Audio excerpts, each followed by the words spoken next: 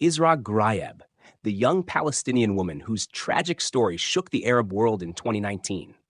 Her tale is not just a tragedy of a girl who fell victim to senseless violence, but a reflection of the harsh reality that society faces every day. Israa was a 21-year-old ambitious girl, born in 1998. She lived in the town of Beit Sahour, near Bethlehem, and was known from a young age for her love of art and life. Everyone who knew her attested that she was full of vitality and optimism.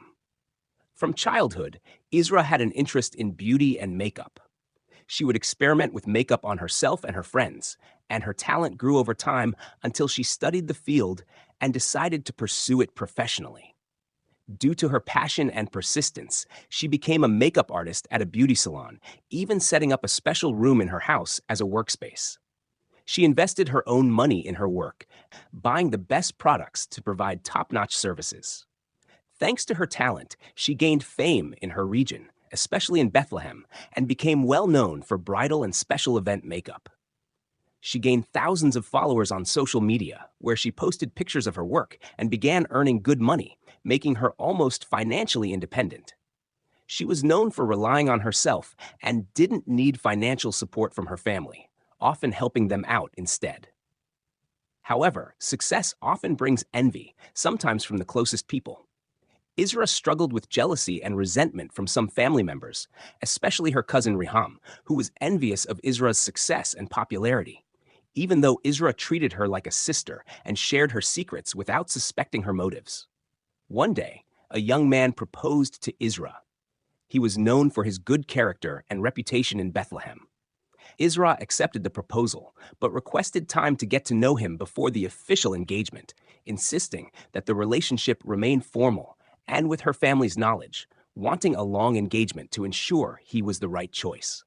This fueled Riham's jealousy, who began to manipulate Israa psychologically, convincing her she was cursed or under some spell affecting her life.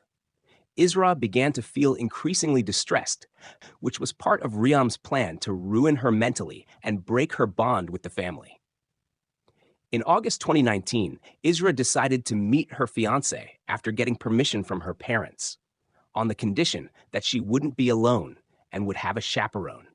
Her fiancé respected the condition and brought his sister along to the meeting. Israa was thrilled, and she decided to document the moment by posting pictures of herself with her fiancé on social media.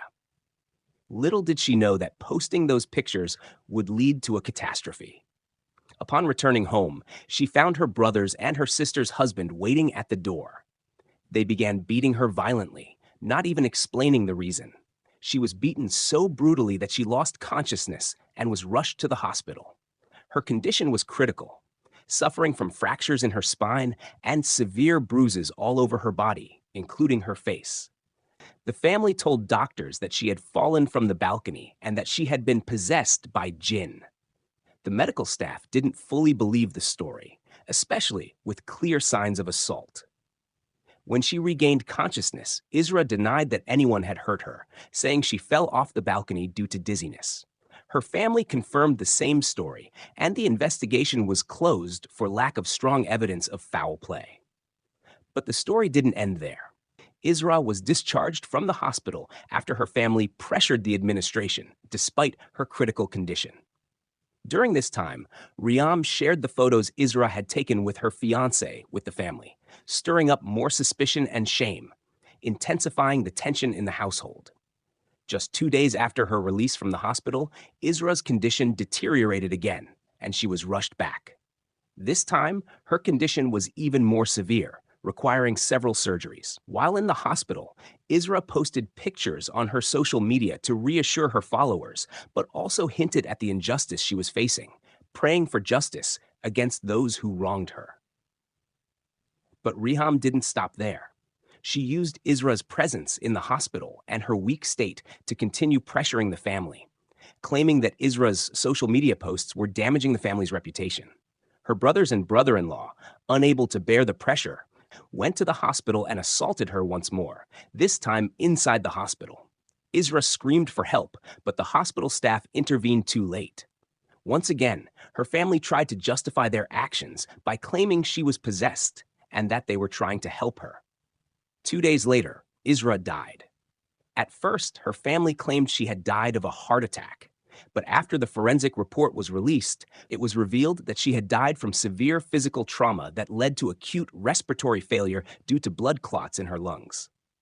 Her story quickly spread across social media, with people demanding justice for Israa.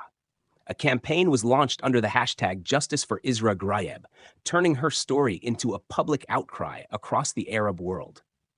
Later, her brothers and brother-in-law were arrested and put on trial. However, in February 2021, they were released due to insufficient evidence and conflicting testimonies. This decision sparked widespread anger, as many felt that Israa had been killed twice, once by her family, and again when the judicial system failed to bring her justice.